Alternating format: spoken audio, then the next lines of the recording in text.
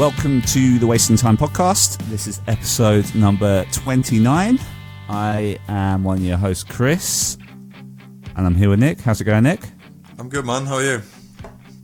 Yeah, good, mate. Good. I just got back from holiday, so just trying to adjust back to normal life, which, you know, is always a bit of a pain, but you know, I'm doing okay. What about yourself? Yeah, I'm alright. A little bit hungover today, out celebrating England's emphatic Cricket World Cup win. Yeah.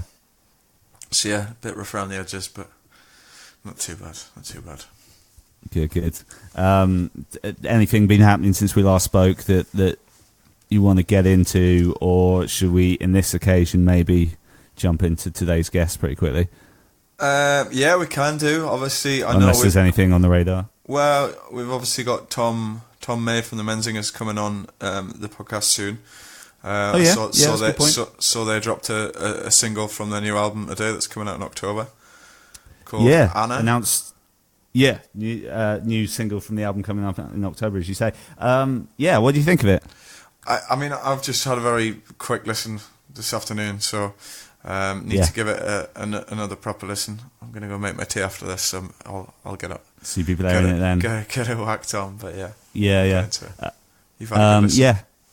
I like on the first run through, I thought, this is kind of cool, but then second time already, I was just like, yeah, this is actually a really, really strong song. So I'm actually quite excited for them to come back with a new full length. So that's been good. Cool. Well, like you say, we can just dive into our guest, I guess, really. Yeah, sure.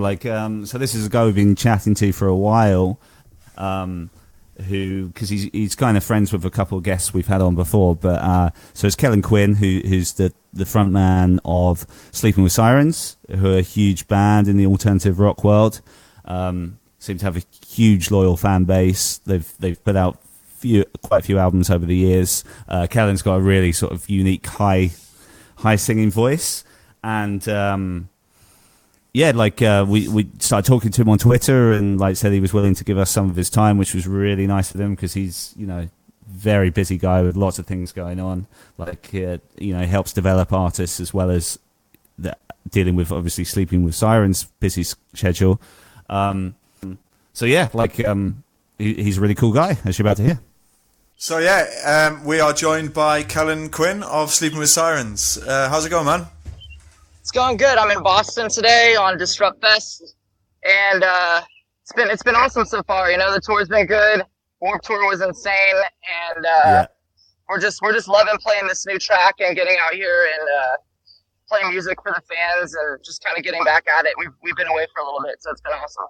But yeah, no, thanks so much for joining us. Yeah, been keeping a close eye on your social media and stuff. It looks like you guys are having a lot of fun doing Disrupt. And then so Warped Tour, that was last weekend, right?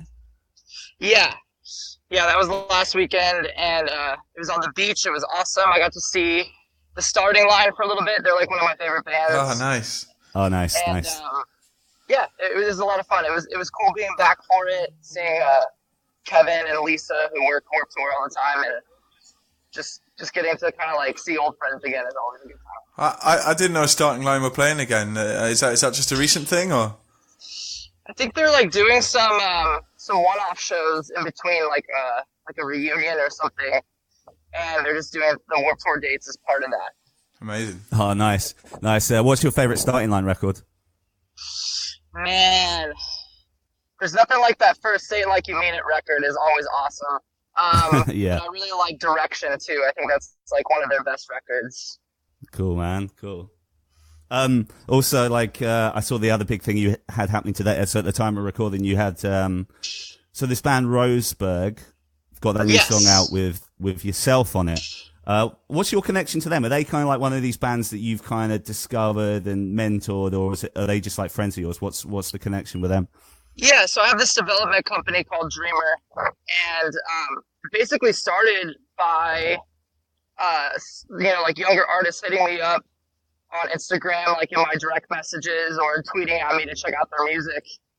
And some of these bands are actually really sick, but not really getting the attention that I think that it's hard. There's a lot of musicians, there's a lot of bands out there nowadays, and you can get kind of lost in translation. So I found Roseburg just kind of that way. Like the singer DM'd me and just told me he was like a fan of Sleeping with Sirens, and I listened to their music and was really stoked on it.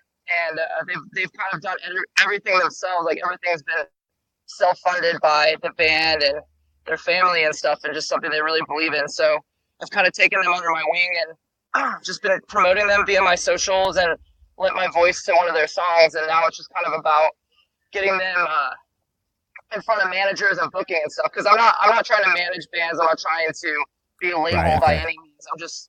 I'm helping where I can fit in. So it really is like a mentorship, you know.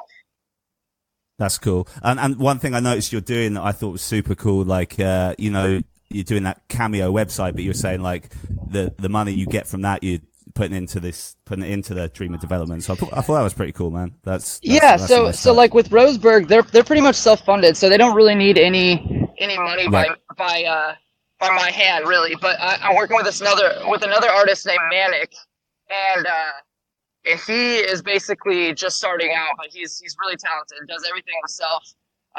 It's like a mix between the 1975 and Dashboard Confessional. Okay. So he has like those kind of like acoustic-y emo songs, but then he has those dance pop songs. So with his projects, I am funding that. Like I just got him in the studio with Chris Crummett, who did our Let's Cheers to This record, and we did a single that's going to be coming out probably at the end of the summer. And I'm going to help him put his EP out. So it's just basically wherever the artist needs me, that's where I want to be. So yeah, all the Cameo videos that people are sending in are helping me put money into these artists, because it's expensive to get bands in the studio nowadays, you know. Cool. Oh man, that sounds amazing. It sounds like you do a lot of work kind of helping other, you know, artists getting started. But I guess we wanted to kind of get into a bit of your journey in terms of how you got started kind of back in the day and what that looked like. I mean, when did you start getting into music? Was it quite young? You grew up in South Oregon, right? Yeah. So for me, like music was always kind of a secondary thing. I was really into art, and I thought I was gonna go to like art college, do drawing and painting, or maybe even like visual effects when it comes to movies, because I've always been into that. Okay. But I started doing music because it helped me communicate with people at school and feel accepted.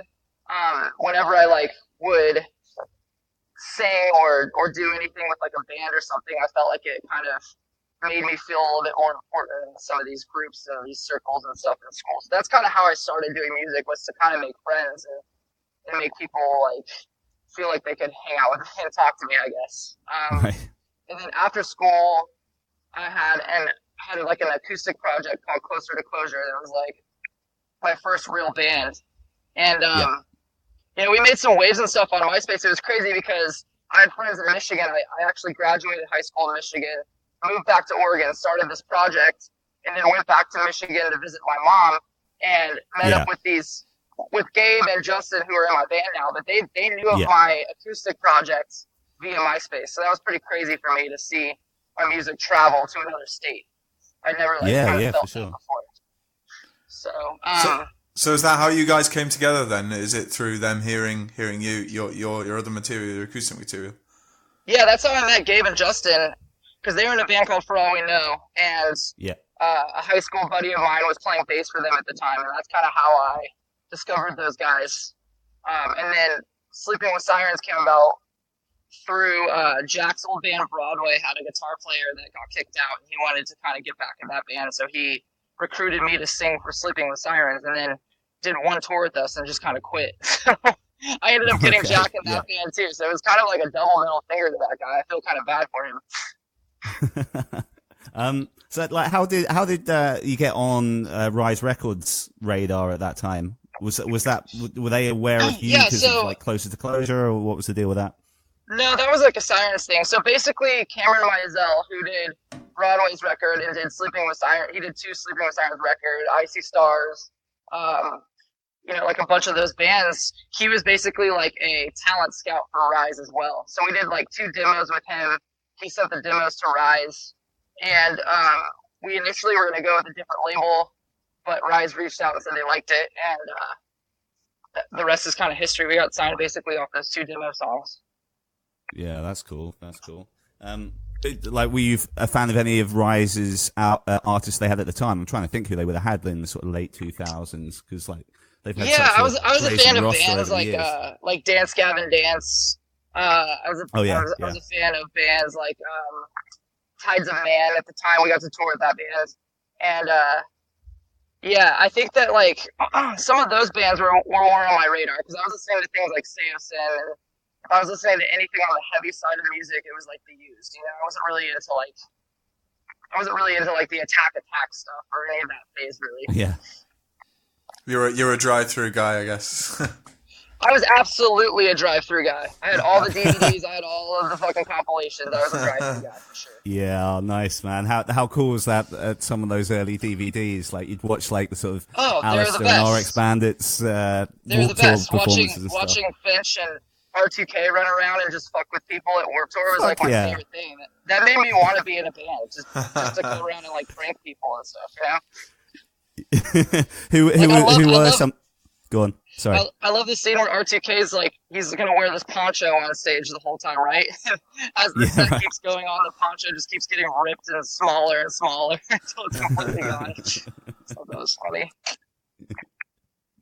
That's what's been kind of cool for us, like with doing this show, you know, because like I think like we're more or less the same age as you. I think I'm a couple of years older than you, but like so we grew up on the same music. So like we've had a bunch of those early Drive-Thru bands come and talk to us and just talk about all those early days and stuff. And like you know how it is. Like I mean, obviously it must be cool for you because I'm sure you've shared the stage and met a lot of these guys over the years. So yeah, you know. Well, that's what's cool about Disrupt Fest because you know, I get to hang out with the Used every day, and Bert and I have become pretty close friends. You know, we've done a couple Warped Tours together, but it's always been kind of like on the surface talking. But we've gotten closer because, you know, he and I both have families and stuff now, and we're both sober. So we have a lot to relate on. So we talk about things like at night, you know, and I get to go on stage and sing a box full of sharp objects with those dudes almost every night. So it's pretty awesome. Yeah, I saw you sharing the videos. That's fucking sick, man. That's so cool. Yeah. Sorry, were you going to say something, Nick? Yeah, well, just kind of jumping back to kind of the start of Sleeping With Sirens. Kind of when did things start? When did you feel really things started to kind of develop for you guys in the early days and kind of refine what you were doing and go like kind of what was there a defining point that kind of took you on to the next level? You think or? Yeah, I'd say the first Warped Tour we did, I think it was like 2011 or 2012. I can't remember like the exact date. But I think that's like when things really started to kind of solidify itself for us, you know? We played the Monster stage that year and just going out there and seeing that many people and hearing people sing the words back, like it really felt like we were onto something at that point. I think Let's Cheers to This was just then coming out. So we were on our second record at that point. And yeah, of course. And you know, the first record it's funny because a lot of people will say things about like, oh, like your music doesn't sound like the first record. Well, you know, I think Let's Cheers to This was really kind of like our staple album. The first record got our foot in the door, but I think a lot of artists, what they do when they make that first record is they listen to bands and they kind of emulate them in a lot of ways, you know? Like, they'll take bits and pieces from bands they like and they'll make a record, and that's exactly what we did. I think Let's Cheers to This was really just us getting in a room and writing like what we really felt, you know, me writing what I was really thinking and feeling, and the band kind of following me with the music, and that's why I think that record stands out so much to me. And is that how your kind of writing process works? Well, from there forward as a band, it's all a very collaborative kind of all in kind of the same room kind of deal, or I mean, do you work differently? Does someone bring some riffs? I think the best albums that we've ever done have worked out that way. You know, Feel was kind of weird because Feel was kind of like, we did get together as a band and we came up with like probably 6 or 7 songs, but then we had to write the rest in the studio, and it was kind of like me away from the guys, and we all kind of went into the studio at separate times. So that was kind of weird, you know. And then I think that we kind of figured our way back with Madness. We went into Nashville to write a record that never got released. Spent a shit ton of money and really, yeah, we worked on a record that never came out. And I think that as a musician and just as a person or a human being anyways, you have to trust your instincts, and it just didn't feel right. Didn't feel like it was the right look, you know? So this is when you were tracking for the 2015 album you're talking about here. Sorry, Madness. This is right before Madness, yeah. So sorry. We were in California in Malibu at the Morning View house where Incubus did their record Morning View, and and we wrote this record, and we were working with this guy Craig Aronson. Craig Erickson is the owner of Rise, but Craig Aronson was the dude that discovered bands like The Used and Taking Back Sunday and Jimmy Eat World. He was like kind of like a head A&R for a major label, and then kind of started his own thing. But at the time that he was working with us, he was also battling cancer. So by the time we got this record done, he had passed away. And we were just kind of like, we were in this weird place where we didn't know what we wanted to do. We had this like piece of music that didn't really feel right. It felt kind of forced. We had a guy that was working with us that was no longer here, and so we ended up going to John Feldman and trying a song with him, and that was Kick Me. And then once we did that track, I was like, this is where we need to be. So we ended up finishing the record there, and the rest is kind of history at that point. So I guess you start a relationship with Feldman there. Was he a key part of that? I mean, obviously we know him as a bit of a legend in our kind of world, but I mean, what's he like to work with? Dude, he's really a dream to work with. He's an amazing songwriter, and he really brings out the best in his artists, I think, you know? Sometimes I feel like he holds on a little tight, like he wants to make the best record for the band, but also for himself, which is a great thing. But sometimes I think that artists can be weary of that because, you know, we hold on to our shit very tight. So it's hard for us to let things go and to like let other people in. But if you do let somebody like John Feldman in, you can write some really, really fantastic songs. I still think that, you know, Madness off that record or Save Me a Spark off that record are brilliant songs. That that stands up. That is a great song. Yeah. But I mean, I've known other artists to say this about Feldman as well. Just like, he is very hands-on. Yeah, he is. But I was just saying, like in the booth with him too, just as a singer, he was a lot of fun to work with because that dude knows every harmony in the book. So it's like, if you didn't know how to sing a certain part or whatever, he would just sing it for you, and he'd be like, "Really? That's what it is?" You'd be like, "Yep, just trust me." I assume that was when you kind of had your first interaction with Zach Safini. Obviously, he's been a guest on our podcast before, and is that whether your relationship with Zach kicked off? Was working with Feldman? Yeah, so he and I did the song "Fly" off our Madness record, and wrote a piece of music for that song. And he was kind of like, "Hey, I'm gonna go take a break, hang out with my family," because his studio's at his house. So I walked around in the courtyard, and I was just kind of like coming up with these lyrics and this melody. And I went into the studio, and Zach was in there, and I was like, "Hey, can I just lay this down real quick before I forget it?" And he's like, "Of course." So I laid it down. We ended up finishing like a chorus and a verse, and Feldman came back in. He's very like hands-on, so like he doesn't. Like, usually if he doesn't work on something, he's like, "I don't really like it," or whatever. But he came in the room, and Zach played it, and he sat there, and he kind of, like, was staring at the wall, and then he nodded approval. He's just kind of like, "Yeah, it's cool. You guys should just finish this." So me and Zach got to finish that song, and that's when we kind of started our initial, like, we work well together. And he really crushed our new record. It was a dream to work with him. And you work with him, is that at the MDDN studios then? Because obviously he's over there full time now, right? Yeah, he's at the MDDN studios, like where our management company and stuff is. There's like 3 studios in there. So he was in one room, and then Matt Good was finishing the Hollywood Undead record. So I got a chance to work with him on a couple songs. He ended up doing 4 for our record.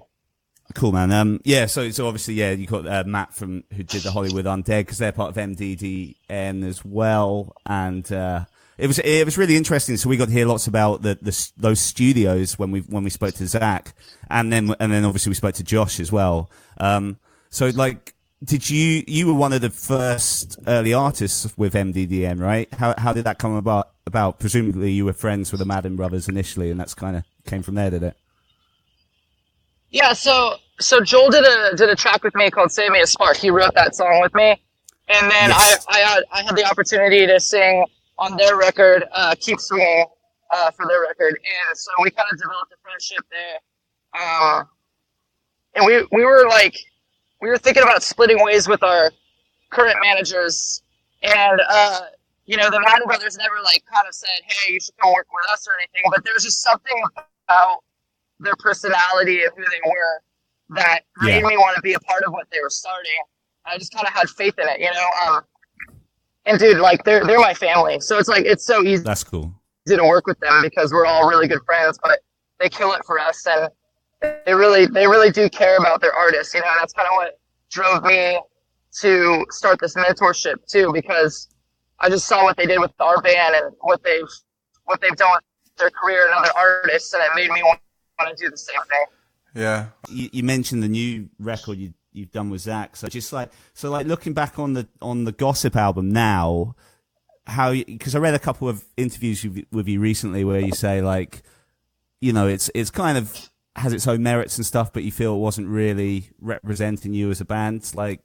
How are you feeling about that album now, looking back on it? Because obviously it's very different to most of your other stuff.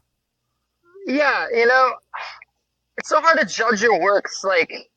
Sure. It's hard to judge your works in hindsight.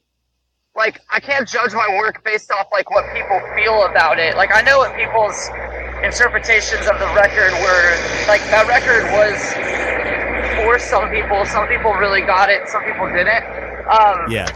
But all I can say is my mindset at the time, my headspace that I was in, it just didn't feel like a natural thing. It just kind of felt like it was very forced. I think something that I've kind of said a bunch of times is that I feel like I should have really taken some time to myself at that point instead of going in and making a record. I just don't think mentally I was prepared to make the best Sirens record like I was with this one, that's about to come out.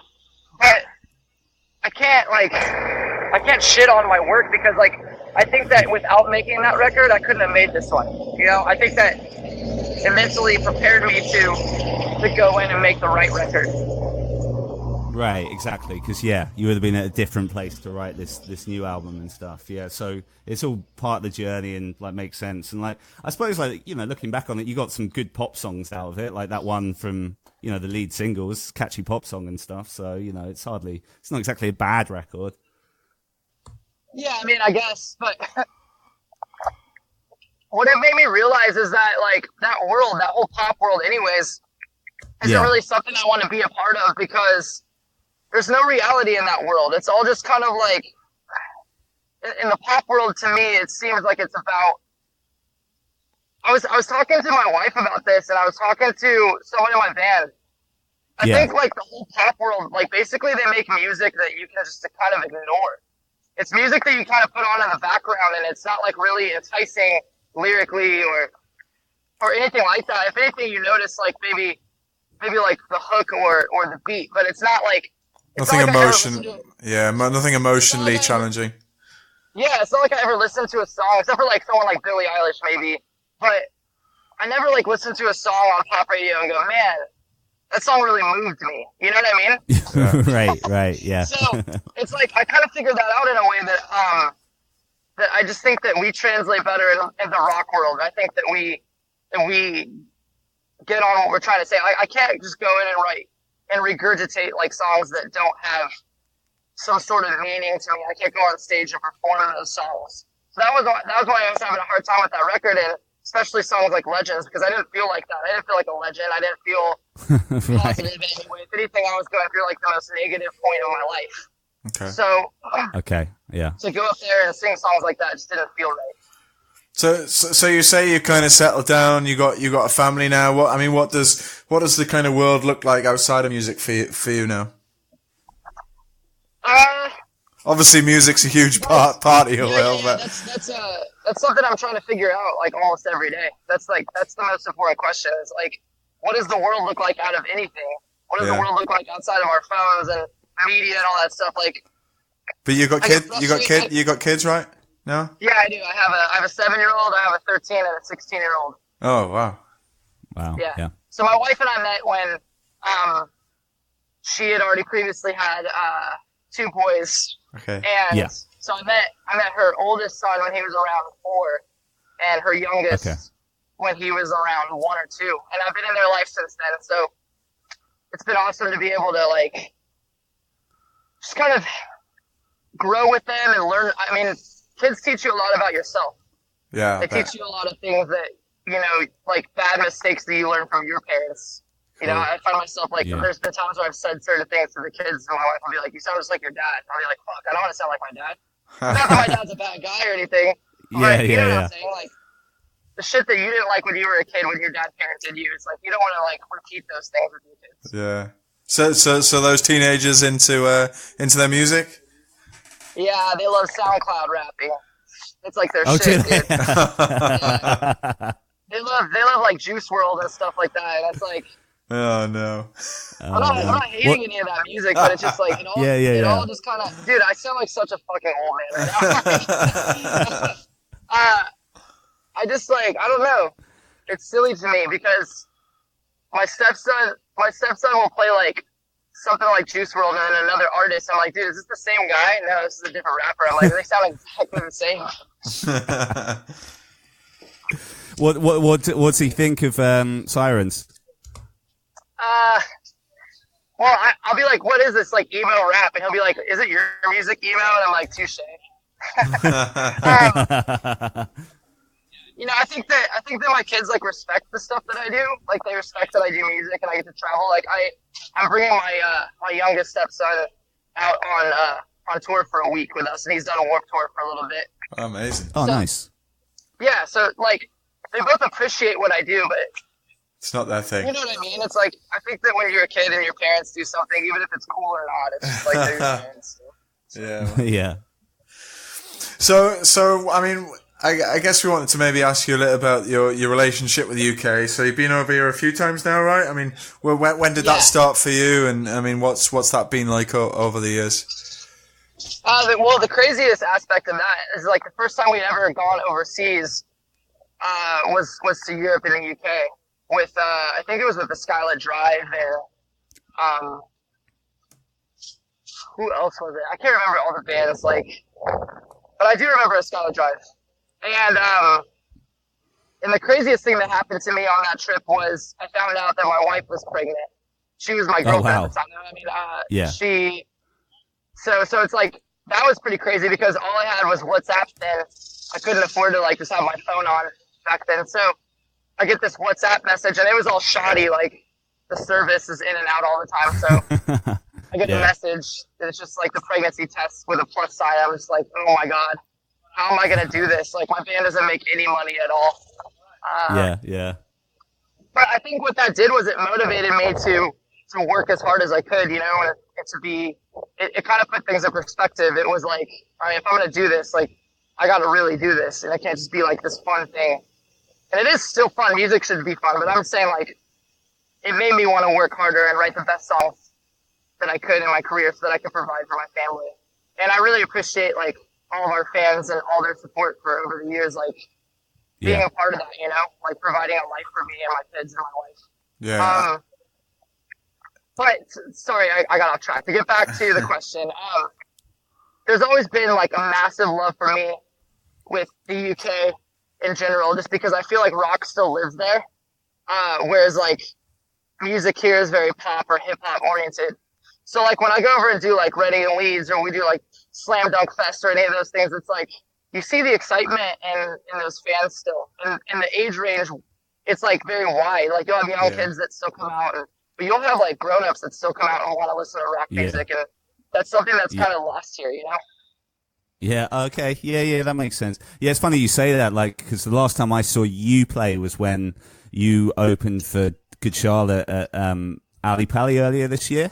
Yeah. And, but like the crowd, you know, I don't know how much you noticed this, but like the crowd, like, was just, it ranged from like people like sort of still teenagers up to people cut well into their 40s. You know, it was just, it was a really cool thing to see. You know, it is cool. It's cool, like getting to tour with a band like Good Charlotte and play for people that probably have never heard of our band, or maybe even never wanted to give our band the time of day. It's like, it's cool to be able to go on stage and to perform, you know, for those people. And that's a lot of what we're seeing in the Disrupt Fest too. So So are you playing it? Because you play it. I was looking at the set time. So you kind of play on the stage where you play at 5 o'clock. Is it you playing at 5 o'clock every day on this tour, or is it varying a bit? Yeah, 5 to 5:30, and around that time, the fans that are there to see bands like ours or Memphis Mayfire or maybe Andy Black or whatever, they've been there. Yeah. But we start getting a lot of people that are there to see Atreyu and The Used and Circa and all those bands. So it's kind of cool because we just ended up getting that lucky slot, So it's been a lot of fun because we get our fans, they get to hear our stuff, but we get to meet a lot of new people. And I go out in the amphitheater every night and take pictures and hang out. And I've been meeting a lot of people that are like, yeah, I've never heard your band, or I never gave your band a chance, but you guys really did awesome today. And so I'm a fan now, and it's been really cool. Nice. Well, Kellin, we really appreciate your time. We've got a few questions that some listeners have sent in. So if you don't mind, okay, we're going to rattle them off. And then, we've got like a quick fire question round for you to finish up, if that's all right. Okay. So we'll not take too much more of your time. So first question we got is from Shannon from Melbourne, Australia. Okay. She said she wants to say that you've inspired them and helped her through anxiety and depression, and it's made her a better person. So yeah, that's amazing. But she wants to know, what is your future sound? My future sounds? Yeah.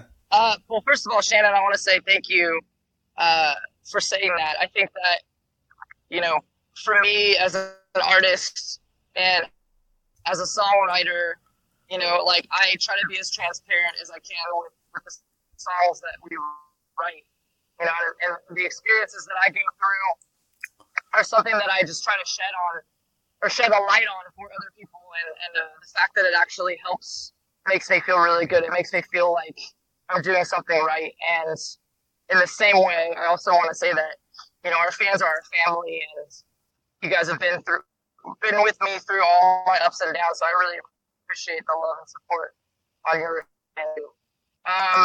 As far as the future sound goes, it's hard to kind of think about that right now just because I'm so in this new record. It's not even out yet. So I think our sound for that is kind of where my mindset is. And then where to go from there, it's like I don't really think that far ahead in the future. I try to live in the present as much as possible. And when I'm ready to go make a record, I guess we'll know what it sounds like then. Nice. We just got a couple more. So this is from Jonathan in Brazil, and he simply wants to know when you're next heading his way. So when you're next going to Brazil, because he said he missed you on the last album cycle.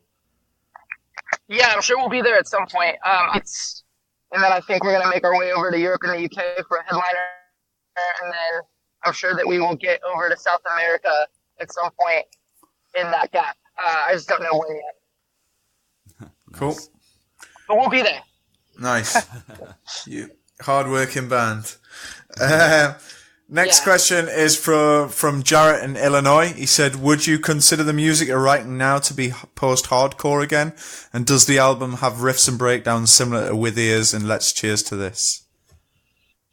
Yeah, I don't know. I've never really labeled, music as far as that goes. I just kind of consider us a rock band. When you get into all those different categories, I get kind of confused. I just don't really know how to label it that way. I think that yes, if you like With Ears to See and Eyes to Hear, Let's Choose. If you like With Ears to See and Let's Choose, then there's definitely a lot of parts on this record that gear towards that. But it is a new record, and there are breakdowns. Everything you want is on this record. It's a new version of Sleeping with Sirens. Even with a song with Benji Madden, which I'm looking forward to hearing.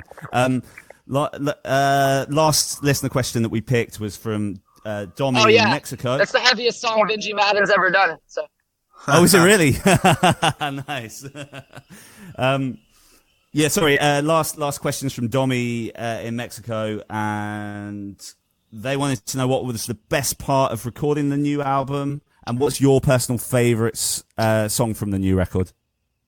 The best part about recording the record for me was experiencing an album where I think mentally was like the most revealing record for me. I was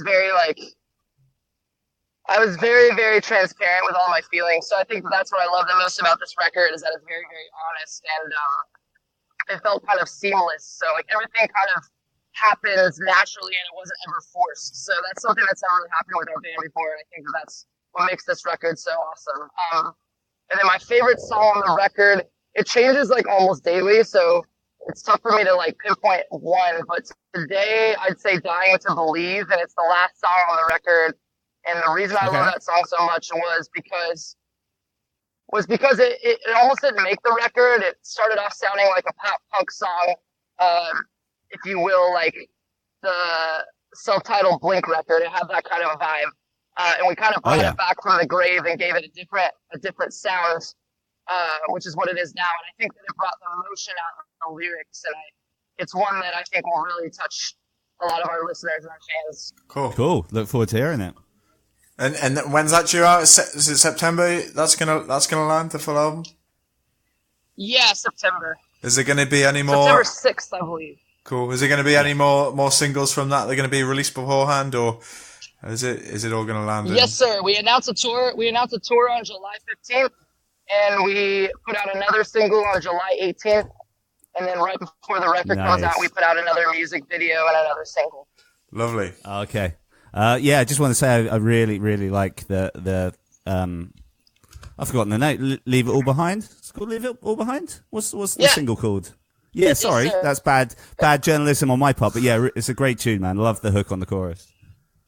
Thank you so much. Yeah, I think that's like a good middle of the road track.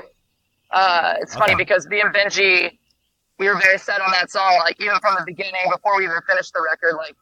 We just kind of felt like in our stomachs that was like a good first single, but Jack, my guitar player, he will go to his grave saying, "I guess you were right on putting that single out. I still never would have picked that as our first one." So he has some other favorites that he thinks should have been the first look, but I think that it's a great middle ground. It's got like the heavy parts and it's got the melodic parts. So I think that it just kind of shows you a little bit of what's to come. But the next single will definitely get you off your chair and into the pit. So. Nice, man. Look forward to hearing it. Cool. Okay. Sorry, go on, Nick. Yeah, I was just going. Let's jump into the quick fire questions, and then we can let you be on your way. Okay, cool.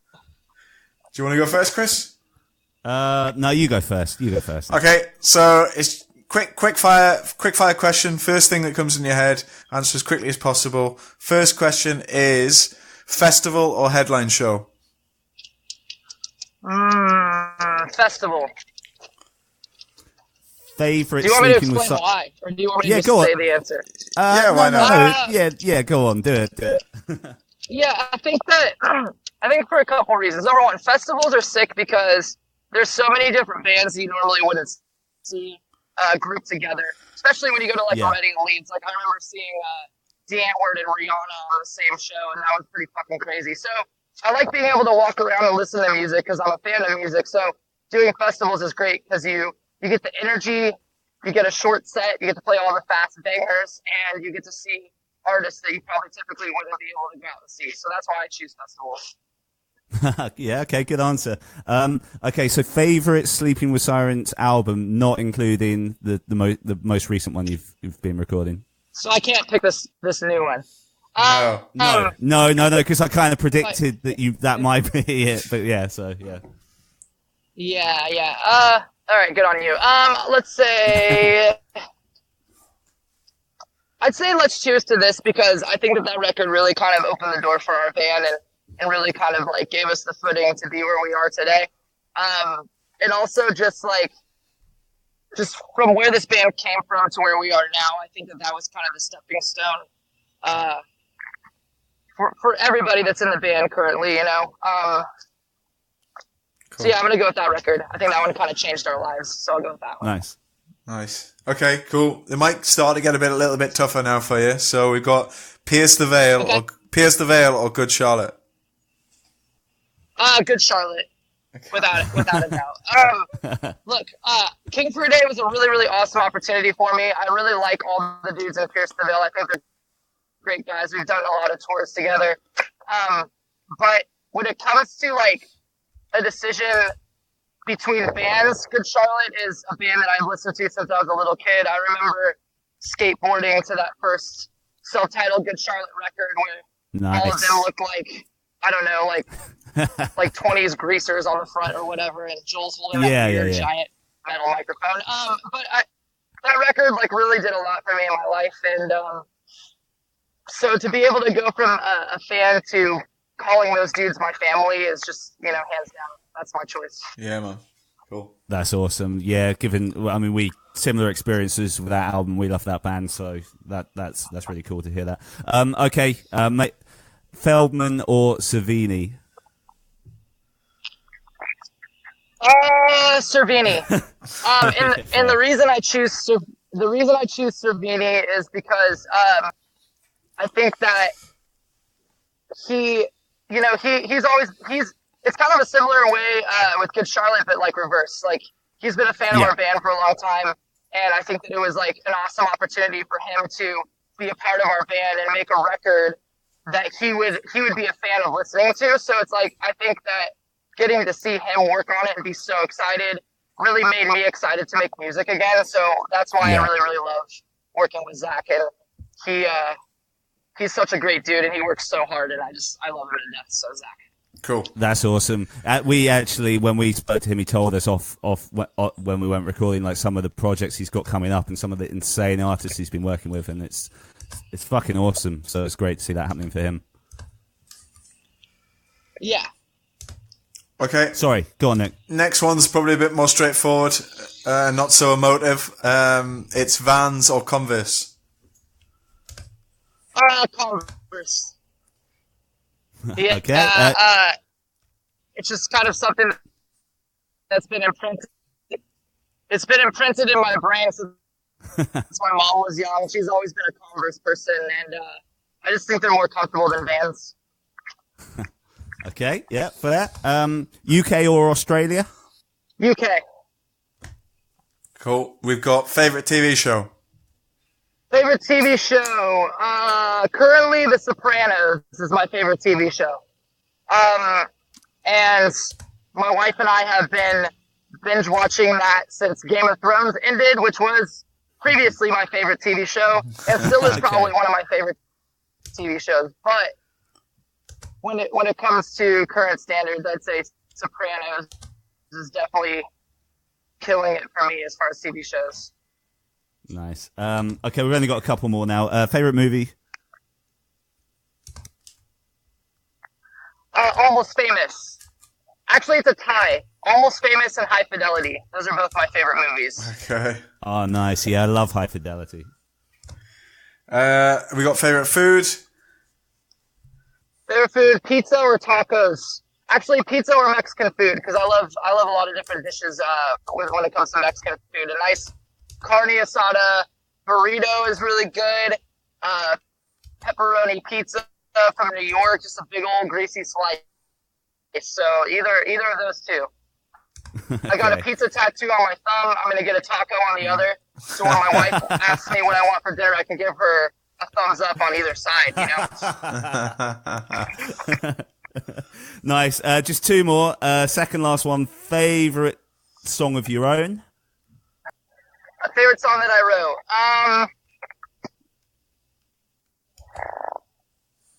I'd say Roger Rabbit is probably one of the best songs that I've written in my career. I think lyrically, melodically, like that song, I wrote it in my apartment, and it kind of came to life and became a fan favorite, and I can see why. I think there's a lot of wisdom in that song. It comes from like an old soul type of place in me. So I'd say that song for sure. Nice. Cool. And the last one we've got is favorite band at the moment. Well, actually, I guess two questions. Favorite band of all time and favorite current band. Maybe it'd be a nice way to finish. Ooh, okay. Favorite band of all time. Man, that's a tough one. All right. So, favorite singer-songwriter, Elton John. Favorite band of all time, I say. Look, I'm gonna have to go with Incubus on that. I really enjoy that band. I really love Brandon Boyd as a singer and a songwriter. And Make Yourself and Morning View are probably my two favorite records of all time. Current favorite bands, I'd have to say, is this band called Belmont, because I think that they are really interesting, and I think that I'm really excited to hear what they do next. I think their first record was really kind of an interesting vibe, and I'm excited to see what they do with that record and kind of mature into. I think that they're going to be a band that really turns heads. Cool.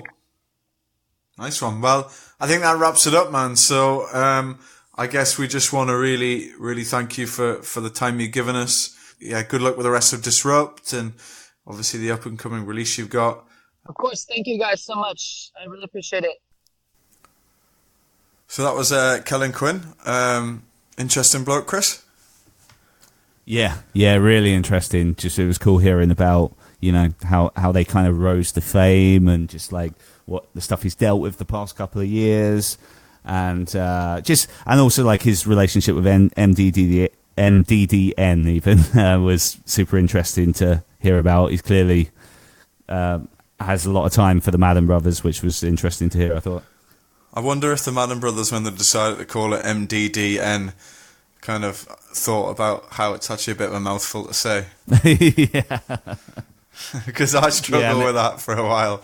Yeah, and it's something that it's something we've said a lot on this podcast as well. MDDN, yeah.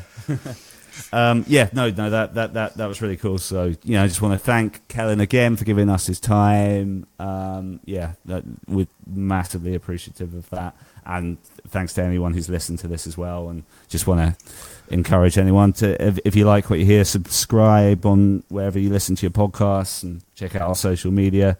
Instagram, we are just simply Wasting Time Podcast.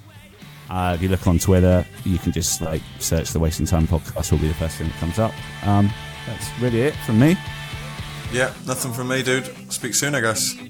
Okay, thanks. Bye. Cheers, buddy. Bye.